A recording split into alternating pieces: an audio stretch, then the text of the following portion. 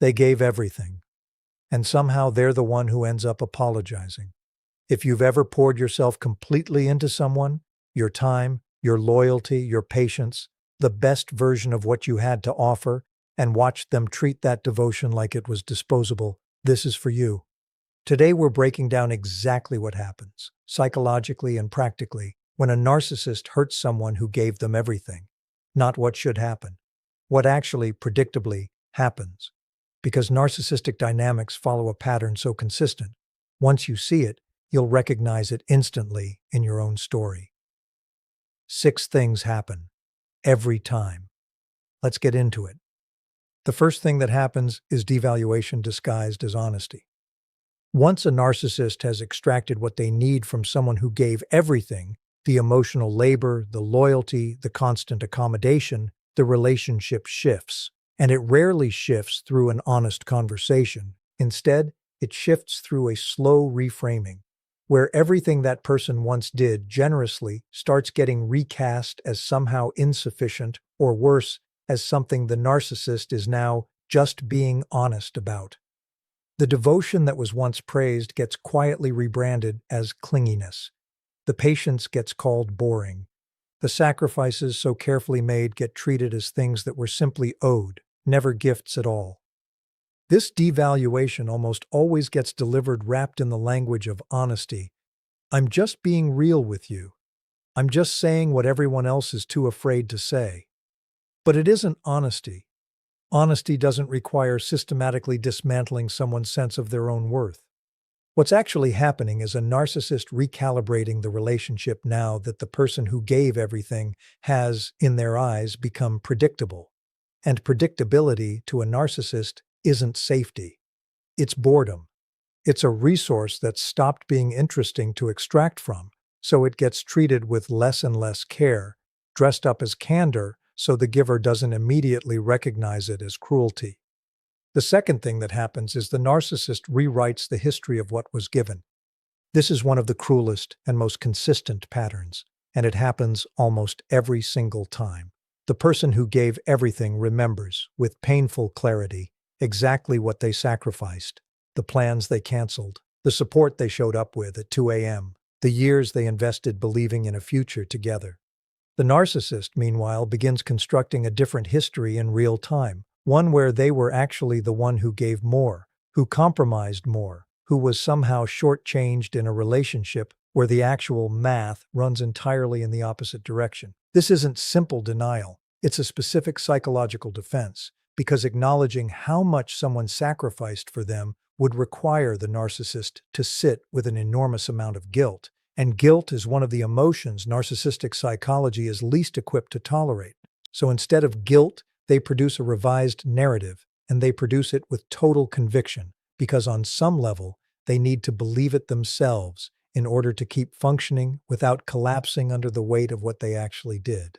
This is why so many people who gave everything walk away from these relationships feeling like they're losing their grip on reality, not because they're wrong about what happened, but because they're standing across from someone actively, confidently insisting on a version of events that simply isn't true. The third thing that happens is triangulation, bringing in someone new to prove the giver was replaceable. This tends to happen faster than anyone expects, and it's rarely a coincidence. Narcissists often move toward a new source of admiration and supply, while the person who gave everything is still processing the wreckage of what just happened, and this isn't accidental timing. Part of the function is genuinely about seeking new supply, yes, but part of it, often the larger part, is about sending a message back to the person they hurt. You were never as important as you thought you were. Look how easily you were replaced. Look how little any of it actually mattered to me. This is engineered, whether consciously or not, to inflict a very specific kind of pain. The pain of realizing that years of devotion apparently didn't earn any lasting significance at all. And it works, in the sense that it does hurt deeply, especially early on. But here's what's actually true underneath it. The speed of that replacement isn't proof that the person who gave everything mattered less. It's proof of exactly how disposable everyone eventually becomes to someone who was never capable of valuing another person as a whole, separate human being in the first place. The new person isn't special, they're next. The fourth thing that happens is the narcissist tests whether the giver will still come running. Even after significant harm, even after the devaluation, the rewritten history, sometimes even after triangulation with someone new, narcissists frequently reach back out to the person who gave them everything. Not out of remorse in most cases, but as a kind of test, a way of confirming that the supply is still there, still accessible, still willing to override its own hurt the moment the narcissist crooks a finger. This might look like a random thinking of you text months later. It might look like reappearing during a moment they know the person is vulnerable, a birthday, a holiday, an anniversary of something meaningful. It might look like liking an old photo, just visible enough to register, just deniable enough to claim it meant nothing if confronted. This pattern exists because someone who gave everything once represents an extremely reliable, deeply familiar source of validation. And narcissists rarely abandon a reliable source completely, even after they've moved on to something new. The test isn't really about reconciliation. It's about maintaining access, keeping a door propped open just in case it's needed later, and it's remarkably consistent across nearly every version of this story, regardless of how the relationship originally ended. The fifth thing that happens is the giver starts questioning their own perception of what actually occurred. This is one of the most disorienting and frankly dangerous parts of this entire pattern, because it doesn't happen through one dramatic event. It happens gradually, through the accumulated effect of the rewritten history, the reframed devotion, the confident insistence that things were different than the giver remembers them being. Someone who gave everything, who was deeply present and attentive throughout the relationship, starts to doubt the very memories that should be the most reliable thing they have, simply because they were told, repeatedly and with total conviction, that those memories are wrong. This is why so many people who've been through this describe feeling like they're going crazy in the aftermath, even after the relationship has ended. It's not that their perception was actually unreliable. It's that sustained exposure to someone else's confidently false version of events genuinely does erode a person's trust in their own mind over time. And that erosion doesn't heal the moment the relationship ends. It takes real, deliberate work to reconnect with what you know to be true, especially when the person who distorted it is no longer there to keep distorting it, but the distortion has already taken root. The sixth thing that happens, and this is the one I most want you to hear because it's where this story actually turns, is that the giver eventually has to grieve, not the narcissist, but the fantasy of who they believed the narcissist was. This is different from ordinary heartbreak, and it's often more disorienting because of it. Most breakups involve grieving a real person and a real relationship that genuinely existed and then ended. This is different because in relationships with narcissists, a significant part of what the giver was actually in love with, actually devoted to, actually building a future around, was never fully real. It was a projection, the version of the narcissist they showed during the idealization phase, the potential the giver saw and believed in, the person they insisted they'd become for the right person. The giver wasn't foolish for believing it. That version was real enough, often enough to be entirely convincing. But it wasn't sustainable, because it was never actually who the narcissist fundamentally was underneath the performance. Grieving that distinction, mourning the relationship you thought you had, separately from mourning the person who's still, technically, walking around in the world, is one of the hardest and most necessary parts of healing from this specific kind of loss. And it's also, I think, the most hopeful part of this entire pattern, because it means the giver isn't actually losing what they think they're losing. What they're releasing is a story that was never going to have the ending they hoped for, no matter how much more they gave, how much longer they stayed, how much harder they tried. And releasing that story, painful as it is what finally makes room for something real to exist in its place. First with themselves, and eventually, when they're ready, with someone actually capable of receiving what they have to give.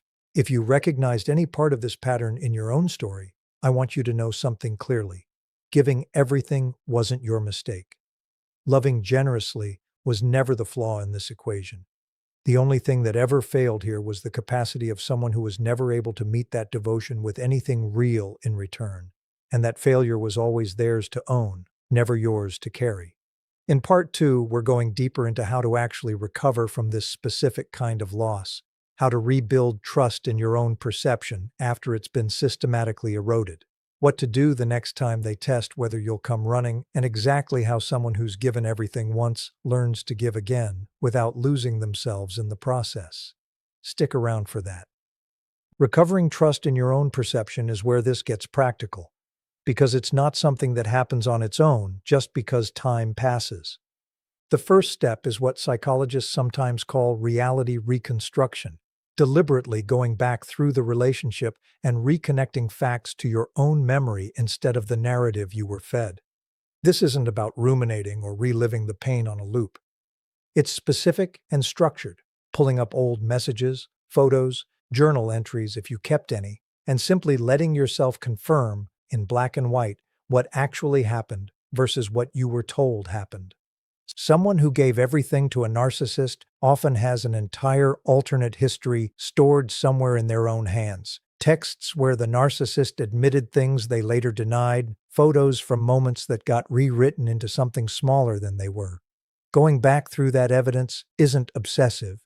It's the exact opposite of what the narcissist trained you to do. It's trusting the record over the performance. The second step is rebuilding what therapists call your internal locus of evaluation, meaning learning to trust your own read of a situation before you check it against anyone else's opinion, especially the opinion of someone who has a track record of being wrong about you on purpose. This sounds abstract, so here's what it looks like practically. The next time you have a gut feeling about something, a person, a decision, an interaction, practice naming that feeling out loud or in writing before you seek outside validation for it. Not because outside input is bad, but because someone who gave everything to a narcissist often lost the habit of trusting their own first read entirely. And that habit has to be deliberately rebuilt, rep by rep, the same way you'd rebuild any atrophied muscle. Now, the test, because it's coming, and I want you prepared for it rather than blindsided by it. At some point, often when you least expect it, often at exactly the moment you've started to feel steady again, the narcissist will very likely reach back out. Sometimes it's subtle, sometimes it's dramatic. Either way, the purpose is the same one we talked about in part 1, confirming you're still accessible, still willing to override your own healing the moment they reappear. Here's what I want you to know walking into that moment, because knowing it in advance changes everything about how you respond to it. The test isn't really asking, do you still love me? It's asking, will you still abandon yourself for me? And the answer that actually protects you isn't a dramatic confrontation, isn't a paragraph explaining everything you've healed from, isn't even necessarily anger. Often the most powerful answer is simply not responding at all, or responding with something brief, warm, neutral, and utterly uninteresting to escalate against, hope you're doing well, and then returning calmly to your life. You don't owe them access to your growth as proof of how well you're doing. Your healing doesn't need an audience, and it especially doesn't need theirs. If you do feel the pull to respond, and you might, because familiarity is powerful even when it isn't good for you, pause and ask yourself one question before you type anything. Am I responding because I want to, from a place of genuine choice, or because some old part of me still feels obligated to? That question alone, asked honestly, resolves the decision far more often than people expect. Now let's talk about the part I think matters most, because it's the part almost nobody addresses directly. How someone who's given everything once learns to give again, without disappearing into the process the way they did before. This is the real work, and it's different from simply healing. Plenty of people recover from a narcissistic relationship enough to function, to date again, to build a new life, and still carry forward the exact same pattern of overgiving, because the wound underneath the overgiving was never actually addressed. If you consistently found yourself giving until there was nothing left, giving past the point of reciprocity, giving in ways that left you smaller instead of fuller, that pattern usually didn't start with the narcissist. The narcissist found it, recognized it as exploitable, and used it expertly. But the pattern itself likely has roots that predate that relationship entirely, often in an early environment where love felt conditional on how much you contributed, how useful you were, how little trouble you caused. Learning to give again, sustainably, starts with a genuinely uncomfortable practice, giving in small amounts and watching closely for whether it's reciprocated before you give more. This runs completely against the instinct of a natural overgiver who wants to prove their devotion up front, fully, immediately, because that's what safety used to require. But real intimacy with someone actually capable of receiving it doesn't need to be won through an opening act of total self-sacrifice. It can be built slowly in matched increments, where you give a little, they meet you give a little more, they meet you again, and if that matching stops happening at any point, that absence of reciprocity is information, not something to override with more effort. The second part of learning to give again is getting genuinely comfortable with a sentence that most former overgivers find almost physically difficult to say out loud. That's not something I'm able to give right now. Not as a punishment, not as a test of the other person, just as an honest, ordinary boundary stated plainly, the way people who never had to learn this the hard way say it constantly, without a second thought. Practicing that sentence in low-stakes situations first is often the fastest way to discover that the world doesn't end when you stop overriding your own limits for someone else's comfort. And the third part, maybe the quiet center of all of this, is learning to give to yourself first, consistently as a baseline, rather than treating self-care as the thing that happens only after everyone else's needs are met. Someone who gave everything to a narcissist usually got extremely good at reading someone else's needs in real time and terrible at reading their own. Rebuilding that balance doesn't happen through one grand gesture. It happens through small, unglamorous, repeated choices, actually resting when you're tired instead of pushing through to be useful, actually saying what you want for dinner instead of automatically deferring, actually letting yourself take up space in a conversation instead of shrinking to make room. None of it looks dramatic from the outside. All of it, over time, is what actually rebuilds a person who can give generously again without disappearing into the giving. Here's what I want you to leave this episode with, because I think it's the truest thing I can say about all 6 of these things happening. The person who gave everything and got hurt for it is not the cautionary tale here. They're not the one who did something wrong, who loved too much, who should have protected themselves better, who needs to learn to be colder next time. The capacity to give that fully is not a flaw to be corrected. It's a genuinely rare and valuable trait that simply landed this time in front of someone who couldn't meet it with anything real. The lesson was never give less. The lesson is give to someone who can actually receive it, and give to yourself as consistently as you gave to them.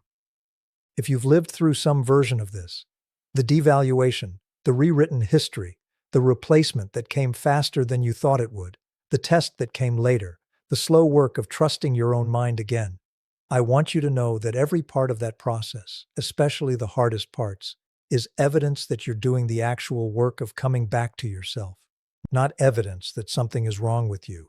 If this episode gave language to something you've been carrying quietly, I'd love to hear about it in the comments. These stories help more people than you'd think, more than you'll probably ever know. And if you want more of this every week, the psychology underneath what narcissists do and exactly how the people they hurt find their way back to themselves, subscribe to Mind Horizon. I'll see you in the next one.